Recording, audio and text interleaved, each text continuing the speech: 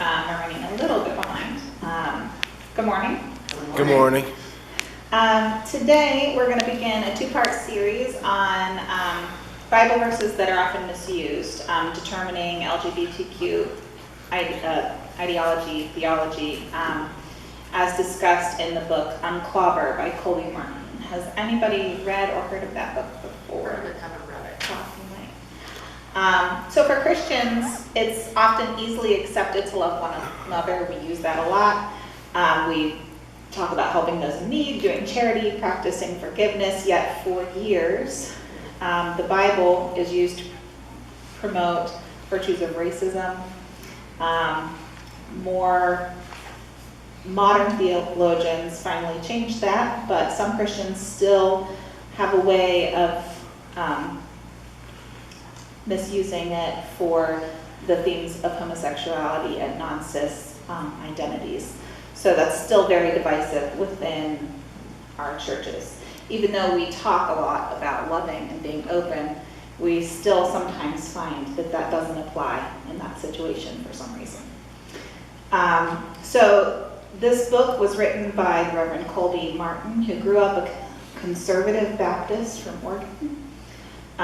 Worked as a prominent megachurch minister in Arizona, and was very careful in his writing. So the book talks a lot about his transformation from this conservative Baptist to this more open-minded form of Christianity, and how he came through that process. He's very clear that it doesn't have anything to do with him having a family member or friend that he was trying to bend theology for, as that's often argumented, but that his interpretations are scholarly interpretations and are fully brought through studying the Bible. He just couldn't seem to find a way that he could make his inner life, his spiritual life, and his outer actions that went with the conservative views of homosexuality jive together. He couldn't figure out and feel whole in himself. So he started this search as to why that was. He talks about how one of the more commonly used phrases in his church was, "There's no room for discrimination in the kingdom of God." That's what they said almost every Sunday. Yet, when it came to gay people, that didn't apply. And he found this when he simply put a comment on Facebook when the don't ask, don't tell law was reversed. He said, "About time," is basically all he said. And he didn't even think that it had anything to do with whether or not it was moral or amoral, but more about that you shouldn't discriminate. And he was fired from his church. So this kind of led him further through the role. So if you're interested in the book, it really takes him through a lot of that as he kind of unwinds why these scriptures are the way that they are. So we'll be covering 5 main Bible verses that are labeled as the clobber verses. And these have been used through modern history as a basis of the Christian view of homosexuality. So today we're going to look at the 2 Old Testament versions, and then next week we'll cover 3 New Testament verses. Before we start, I'd like to get a feel for what you think the Bible says about homosexuality, or what you grew up hearing that it says. Anybody? What do you think the Bible says? An abomination. It's an abomination. A big no-no. Big no-no. It's against it. It's against it, generally. That's what the feel is, right?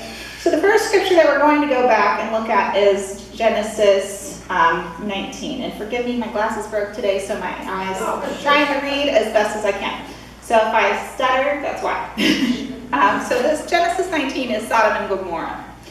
So one of the main questions that the author asks when it comes to determining an interpretation of scripture is not how did that event literally take place, but instead, and I agree with this interpretation, is why was that story told and retold over campfires for centuries and was initially written down and preserved? Like, why did they even put it in there? Was it for the reason of condemning homosexuality? Was it history? Was it law? What was it? So that's what he starts looking at. When it comes to this particular story, and for this particular purpose, he asks, what does the story have to say about people who are not straight? What does it have to say about same-sex couples who are looking for divine wisdom or blessing regarding the sanctity of their relationship, etc.? So, can we apply it? So let's try to answer these questions in the same way. So I'm going to read a little summary that he also gives. 2 foreigners arrived late one night to a town whose reputation for wickedness is well known. The foreigners received shelter and provisions at one home in particular, highlighting the stark contrast between the host and the rest of the wicked town. The 2 foreigners reveal their hospitable hosts that they have come that night on a divine mission to destroy the town. However, due to the generous hospitality shown to them, the 2 foreigners want to save their hosts and urge them to leave the town immediately, not looking back as they go. When escaping, the family crosses the border of the town and they glance behind them and witness the utter destruction of the entire city and all the wicked occupants. So does anyone recognize this story? Yes. What is this story? No. What? It's not Sodom and Gomorrah. It sounds an awful lot like it, but it's actually the story of Bacchus and Philemon told by Ovid in Metamorphosis. Oh, isn't that interesting? Yeah. So the 2 foreigners were Zeus and Hermes, disguised as peasants. The Greeks used the story to espouse the virtue of hospitality. So this would have been well known to the people of that time, that this type of storytelling would have been for this purpose. Their term for it was xenia, guest friendship. You might have heard of the opposite, xenophobia, fear of the foreigner. So the notion of opening your home and sharing your resources for the betterment of a traveler, stranger, or foreigner was imperative. Failing to do so was shameful. So the story is meant to say, you never know if the person that you reject might be God in human form. We've heard this in other places. Do not neglect to show hospitality to the strangers, for thereby some have entertained angels unaware. Hebrews 13:2. Or Matthew 25 says, whatever you've done to the least of these, you've also done to me. And if you understand the story of Metamorphosis and its historical interpretations, then it's easy to parallel Genesis 18 and 19 to come to a better understanding of hospitality as its main focus. In Genesis 18, Abraham's sitting at the entrance of his tent. He sees 3 men, the Lord and 2 messengers, and he shows them hospitality. In the course of their interactions, Abraham learns that the 2 messengers will go to Sodom and Gomorrah to destroy it because of their wickedness. He pleads for his nephew, convinces the messengers not to destroy if good people are found. So that's Sodom and Gomorrah. We're kind of getting back into what we know about it. Chapter 19 opens similarly with the 2 messengers, the angels, who arrive at Sodom and are greeted by Lot, who sits at the city gates. The 2 messengers entered Sodom that evening, and Lot was waiting at the gate, saw them, got up to greet them, and bowed. When they wanted to sleep in the town square, he pleaded earnestly with them. So they went with him and entered his house. He made a big meal for them, and they ate. So that's Genesis 19, 1-3. It goes to that. According to the timeline in Genesis, Lot has probably been in Sodom for only about 20 years. Archaeologists have found similar cities to Sodom and Gomorrah, which they think might have been those cities. Should have only been about 1,000 people in them, so he probably would have known what the city was like. The author Colby tells us that Lot was probably a gatekeeper, which is why he would have been there. And he would have known what outsiders faced when they came into the town. In fact, since he was an outsider, he may have even experienced some of those things. So just to remind you, this session is not about the happenings of Minnesota or how we treat foreigners, even though the verse might be better suited for that. So what does this have to do with being gay? Well, before they went to bed, the men of the city of Sodom, everyone, it says, from the youngest to the oldest, surround the house and called Lot, "Where are the men who arrived tonight? Bring them out to us so that we may have sex with them." Lot went out toward the entrance and closed the door behind him. "My brothers, do not do such an evil thing." So first, it's incredibly unlikely that all of the men, old and young in the town, were gay. Just really common sense, not practical to think that way. Secondly, they're not looking to have a loving same-sex relationship. They were going to rape the men. This was forced. So we're not talking about the sanctity of gay marriage or loving couples. Has nothing to say about that. So, why would they do it? Okay, Lot panics and is desperate to protect his guests, to uphold hospitality. Unfortunately, he offers his 2 virgin daughters. Which the funnies never mention. Right? So rape isn't the issue here. Yeah, it's not rape, isn't the issue. Rape my daughter. They never talk about Yeah. In fact, it's not even really meant to show that the men are so disinterested and disgusted by women that they wouldn't go for the virgin girls, they'd go for these men instead. The author points out that the statement has nothing to do with the value of women, but is fully a value of hospitality. It is supposed to shock us. We're supposed to be bothered by the whole horrible idea, but so much so that we know that that is how holy hospitality is, that he would even offer his own family to show hospitality. They then said, "Get out of the way." And they continued, "Does the immigrant want to judge us?" Meaning Lot. "Now we will hurt you more than them." The mob continued their pursuit, threatening to exact violence on Lot, who is also this outsider. So that the emphasis keeps going more back to this idea of how they're treating the foreigners, rather than whether or not they were gay. That was just such a quick part of the story. It doesn't really have much to do with it. In fact, in this story, the rape of the visitors is more used as an act to show dominance and to shame the foreigners, rather than any act of love or pleasure. Wasn't that in ancient times, men would rape other men? It's not about sex, it was about Dominance, conquest. yeah. Conquest. Power. It really wasn't about, they were not gay. They just wanted to rape the... Yeah, it was just to show power and Show power. assert dominance. If you were the perpetrator, that did not have a reference to you being homosexual. Right. It was supposed to be a reference to the person being dominated was. So again, it was part of that power play. I thought they just did it to humiliate. Yeah, Yes. yeah, it's to humiliate.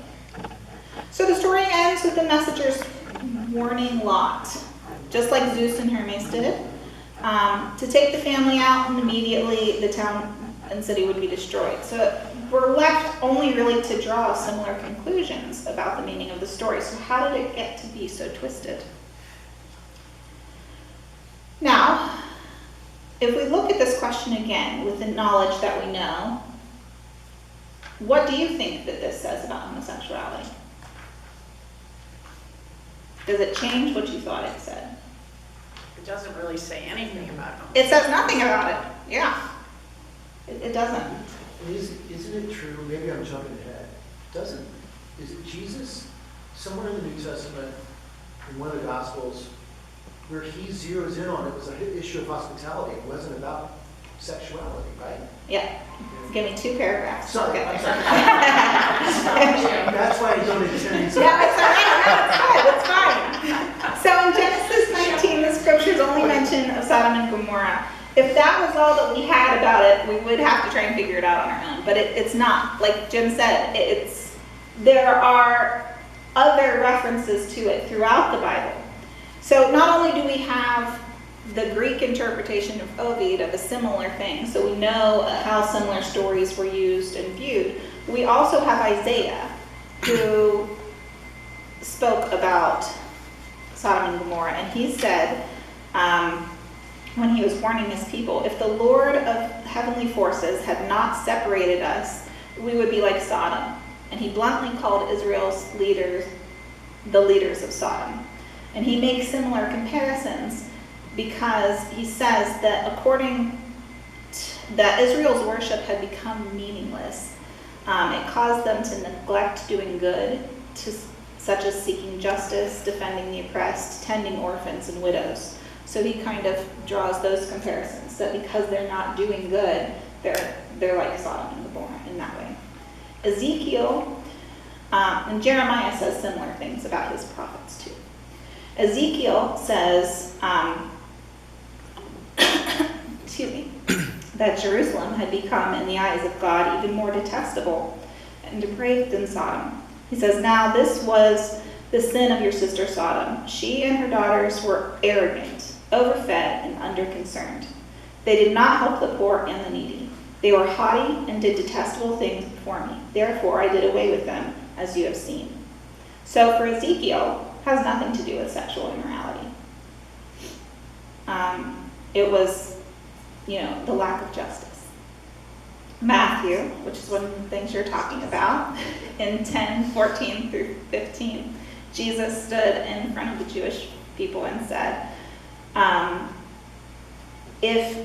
for his disciples, if anyone refuses to welcome you or listen to your words, shake the dust off your feet as you leave that house or city. I assure you that it will be more bearable for the land of Sodom and Gomorrah on Judgment Day than it will be for that city. So if they don't welcome you, then they will be punished.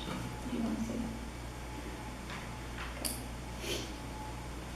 So, nowhere else does it connect these two cities with the sin of homosexuality, if that is a sin. So, as is always a good guide, it's best to go with Jesus and the prophets as to what they said it meant, because they're the originators of this. Yes? So it is that throughout the New and Old Testament, is there tradition of welcoming that as like an overarching thing? Yeah. So, Aaliyah, when did the Sodom and Gomorrah passages start being associated with homosexuality? I mean, obviously, there's no basis for it in the scriptures, and Right. obviously that doesn't stop people from interpreting, but I'm just wondering about the timing, because I don't I don't know the exact timing for this one as much. I would think it has a little bit more to do with when it was translated into English and some of the contemporary thought of that time of homosexuality and like just pulling it out for that. But do you know? Yeah, you do start seeing some more references in the Renaissance, late Renaissance. Again, it's being translated in English and German. When you have the Protestant Reformation, there's a bunch of splits and people are looking at it in different ways for the first time in a long time.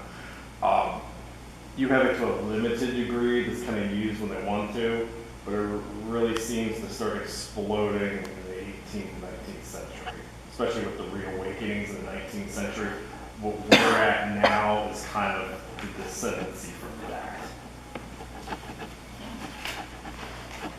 Hey, Leah, here's a little fun fact. So, I'm a total devotee of this one YouTube archaeologist and scholar. And he says that they pretty much are convinced that Sodom and Gomorrah were real things, and that they think Sodom was hit by a small meteorite, and that's what actually blew it up. No, that's raining. So somehow all those stories got put together somewhere, that it's actually down near the Dead Sea. And they found remnants of it, but they think it was blown up by like a meteorite. So it actually was destroyed. Yeah. Pretty cool, I think. Yeah, definitely. Well, not for the people who Right. Yeah. Archaeology's very cool. Right.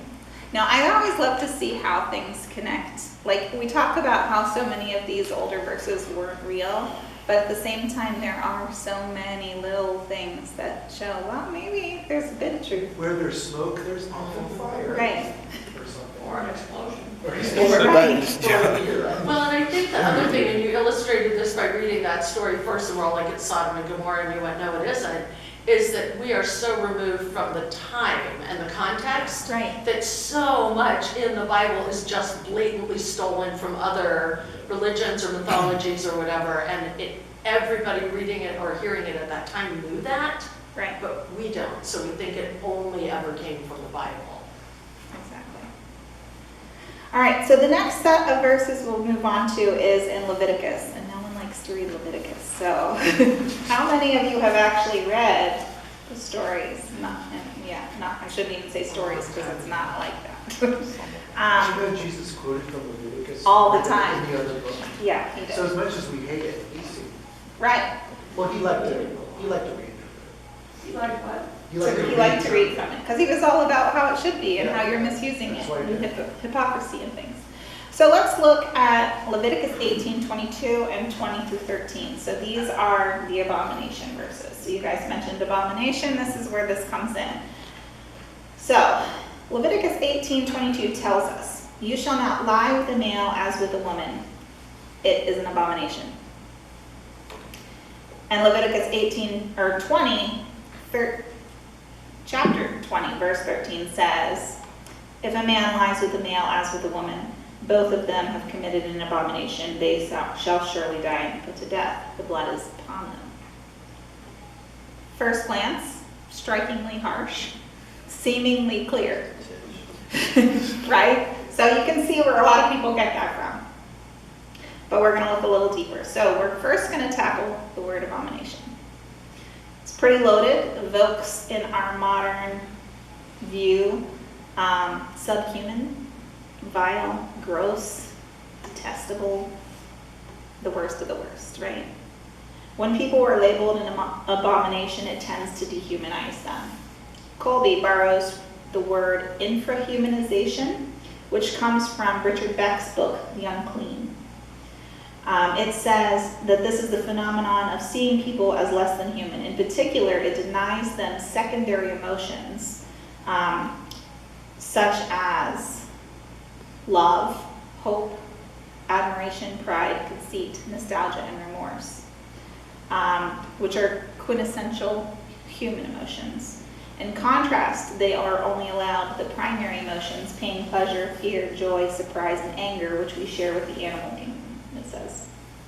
So often people describe gay people as being incapable of fidelity, or it's not really the same type of love, so they try to deny them these feelings.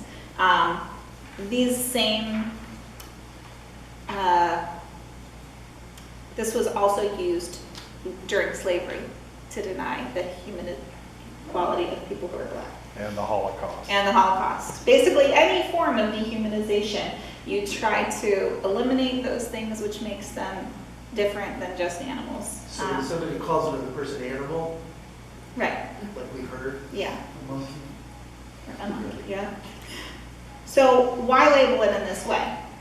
The main purpose of Leviticus is to help Israelites set themselves apart from the Egyptians, where they had fled in Genesis, and their new home within the Promised Land. Then is a collection of commandments and laws compiled for the priestly tribe, the Levites, hence the name, who were responsible for the religious aspects of the community. So if they're responsible for the religious aspects, they need to be set even holier. There's 3 main sections: the sacrificial cults, which is chapters 1 through 10, ritual, pollution, and purification, which are chapters 11 through 17, and the holiness code, which is 18 through 27. Correct me if I'm wrong, I'm going off the word. Sounds good to me. Cool. The first 2 sections outline how the Hebrews ought to function religiously toward God. With the third section, which is where we find the clobber passages, is about how they ought to function towards one another. The primary focus of chapter 18 is on prohibitions against violating the family dynamic. Not least of all is through incest. They go a lot into that. Committing any of these is considered an act of abomination. The introduction that I quoted before, it goes on to say, None of you shall approach any one of his close relatives to uncover nakedness.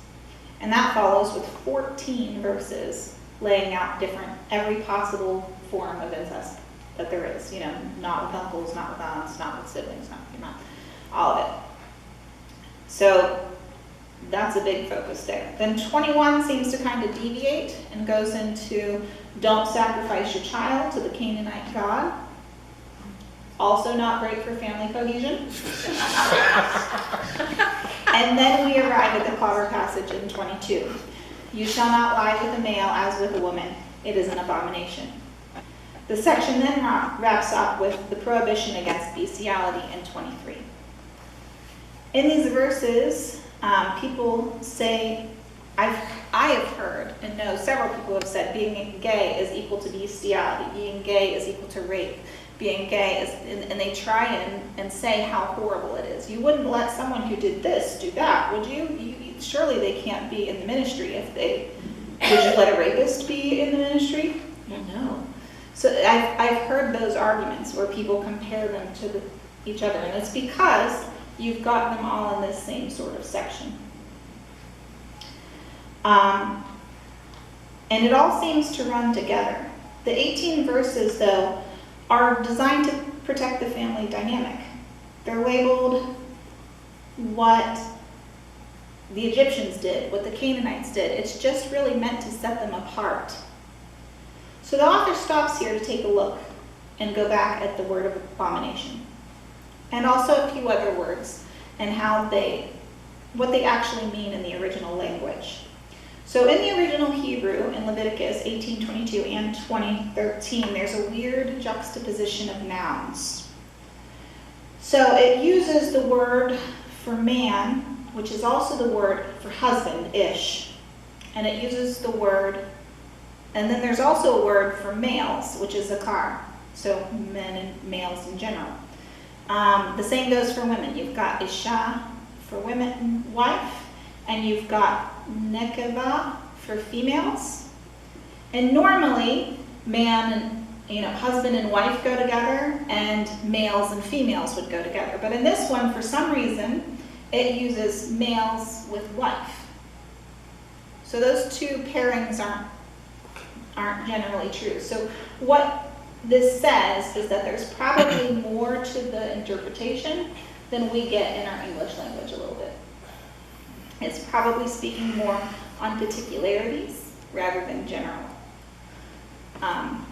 things. So typically, you wouldn't see that switch. So it should be more nuanced and across the board, any and all sex acts between men.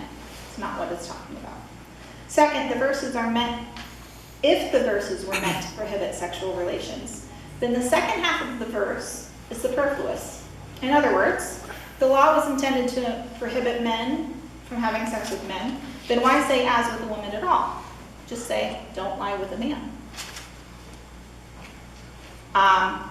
So Colby points out that the Levitical lawmaker is referencing maybe one particular expression of this.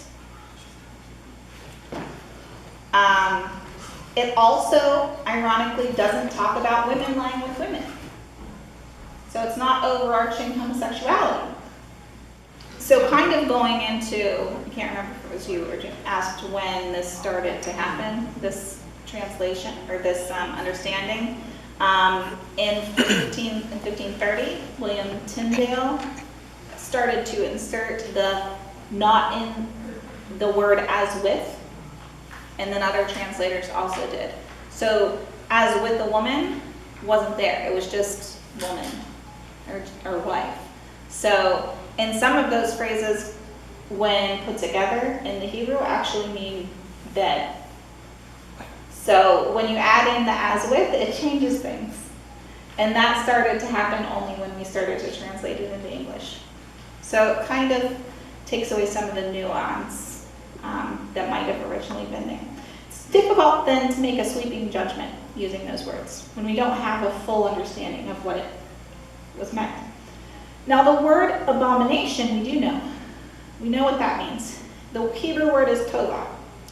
It's the plural noun in short used to stipulate certain actions that, if committed, render an Israelite indistinguishable from the surrounding nations. It's a betrayal of the Lord's unique calling to live holy or set apart. So tova were cultural taboos. Tova was relative in nature, wasn't synonymous with being sinful. It was also used to describe the improper mixing of substances.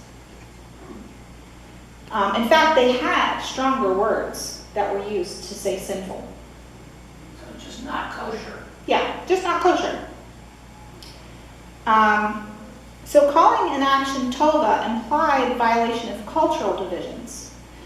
They were actions that caused the boundaries between the peoples to disappear. For example, Genesis 43, Joseph's brother met up with him in Egypt and shared a meal together.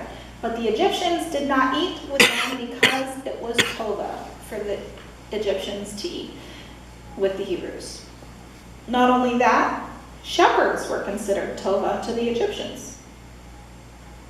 Moses also requested that the Pharaoh allow the Hebrew people to do their sacrifices to their God outside of the Egyptian borders. The reason being that he says it would not be right to do so, for the offerings we shall sacrifice to the Lord our God are tova, an abomination to the Egyptians. So not even tova to our God, tova to the Egyptians. In other words, innocuous actions, such as being a shepherd or just eating with people, at least from the perspective of the Old Testament, and even virtuous actions like the Hebrew sacrifice, can all be considered abominations or offensive to certain people. So, if an act was identified as tova, it did not mean that the act in question was inherently, objectively, or eternally immoral as an offense or violation of God's will. In other words, tova was not synonymous with being sinful. But that's our modern interpretation. There were other words, as I said, that they could have used to show that it was sinful or immoral, and they chose not to. So while we might understand why some of the actions earlier in Leviticus 18 and 19 were, listed as tova, bestiality, child sacrifice, we get why that was, not great. I don't think any reasonable Christian today would look at Deuteronomy 25:4 and label it as eternally a sin against God. Now that says, you shall not muzzle an ox when it treads out of the grain. Not going to eternally damn you. Or Deuteronomy 25:13, you shall not have your bags of two kinds of weights, a large and a small. This is an abomination.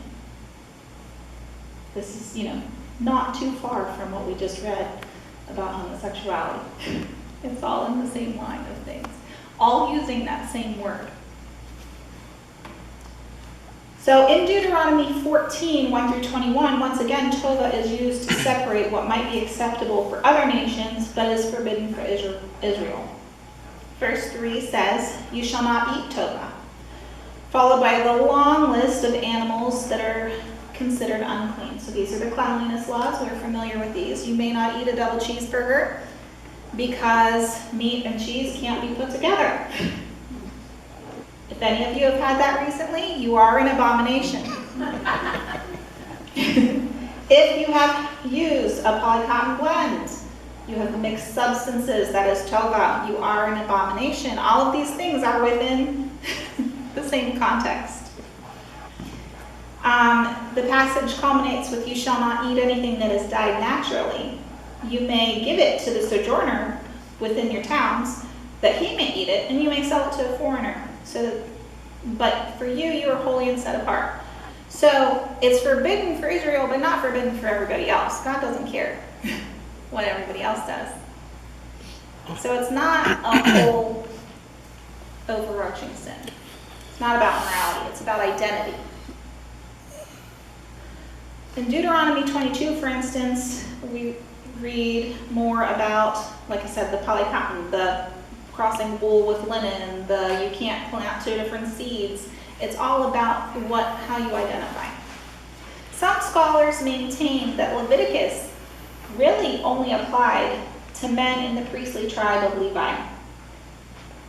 Some scholars maintain that the clobber passages only applied to Jewish men in the Holy Land to make them even more holy.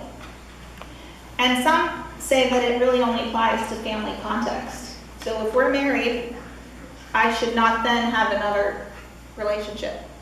He should not then have another relationship. Because that would break down that family boundary. So this brings us back to the question of what do these two clobber passages have to say about homosexuality as an orientation or with regard to loving, committed, same-sex relationships? What does it have to say about it? Nothing. Nothing. It's very vague. These two verses, right? Now, how many verses are there about being welcoming, being loving? You're right. All of these other things about not judging because whatever you're doing is just as bad. You know, if you're eating a double cheeseburger, well, that's just as bad as them doing that because it's all equal in that. And we're still meant to forgive. Well, there are so many verses on that. But we're going over 5 clobber verses, just 5, that changed the world for so many people. Yeah. So after all of this scholarly study that the author does, he comes to the same spiritual reasoning that I do. These 2 verses, which were written to help a liberated group of slaves understand how they were uniquely called out to be a nation separate from those around them, offer no words of condemnation for the LGBTQ community. It has nothing to do with that. In fact, when you put it in that context, when you have a new nation that's meant to populate the earth and build and grow, well, yeah, there would be a stipulation maybe that anything that wasn't meant to bring children for this new growing nation might be not great. So in cultural context, in the timeline, you can see why there might be a hint of that, why family structure was so important. But just the same as we have made some changes because our culture and time are different, I think that some of these can also pass away. We're not exactly trying to populate the earth at the moment. So especially when we look in light of Jesus' answer of what the most important law is, when we're looking at all of these laws as to which is most important, why are the Jewish people, why are your disciples eating with those who are unclean? Why are they not washing their hands properly, it says in the New Testament? Jesus' answer is the most important law is to love. But we'll go into the New Testament next week. All right. So I hope you've gotten a little something out of this. Feel free to check out the book. It should be in the library. If not, we'll make sure we get a couple extra copies in there. Because it really is interesting to read even more about how he deconstructs his faith and then rebuilds it. And then also kind of weaves in this and why that was such a big part of it. So really highly recommend. Any questions? I just want to add real quick, you're thinking about them trying to populate their people. Israel is a small nation. Who's it surrounded by? The Assyrian Empire, one of the strongest, most vicious empires in that history of the world. And we have Assyria depopulating Israel, we have Babylon depopulating Israel at different times. So how do the Israelis protect each other? Well, we need more people.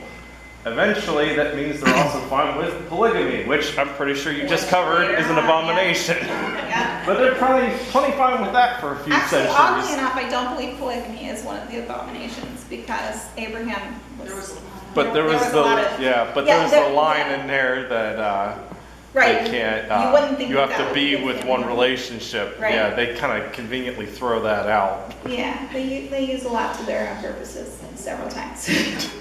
And the context of the time and to what it really means. So, like I said, that particular verse in Leviticus is one of the hardest ones for people to get past, because when you look and it says clear as day, like a 5-word sentence, homosexuality is an abomination, it's like, well, yikes. You're counting the words, I'm just paraphrasing. I think it is exactly 5. Yeah. It is, But you know, it's really hard when you think that something is so clear to just, it's really easy for you to assume, well, I know what that means. There's no way around it. And those become entrenched in you, and they become fighting words that you live and die and stake your whole faith on. Because you think that you know for certain that that's really what it said. Is it? Is it really what it said? Did you really read it? And if you read it, did you really know why it was written to begin with? And I don't think people do. Well, I think, Leah, the fact that you said abomination, the word for abomination isn't even like the worst Right. word. It's not the most sinful. No. So, you know, we hear abomination, we're like, well, what could be worse than an abomination? And there were worse things. Right. I'm also so intrigued by the different words being used for man.